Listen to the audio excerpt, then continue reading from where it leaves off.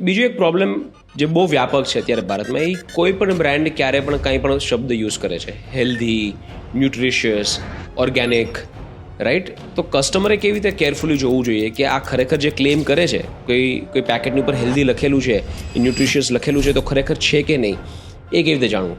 મારું એવું કહેવું છે કે પહેલી વાત તો પેકેટ જોઈને, કે પેકેટ કેટલું સરસ છે એ જોઈને, કે એનો ભાવ જોઈને, કે એના માર્કેટિંગ ગિમિક્સ, ઇન્ફ્લુએન્સર માર્કેટિંગ કરેલું હોય, કોઈકની પાસે પ્રમોટ કરાવેલું હોય, સારા એક્ટ્રેસીસને રાખેલા હોય, આ બધું જોઈને કોઈ પ્રોડક્ટ પર વિશ્વાસ ન કરવો જોઈએ.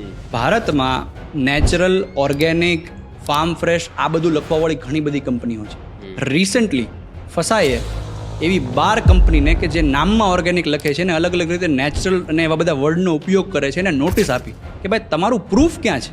તમે ઓર્ગેનિક તમારા નામમાં લખો છો પણ તમારી પાસે સર્ટિફિકેશન છે, તો તમે લોકોને ભ્રમિત કેમ કરો છો? આનો જવાબ આપો. એટલે હંમેશા નામ કે વર્ડ્સ જોઈને નહીં, પણ પ્રૂફ.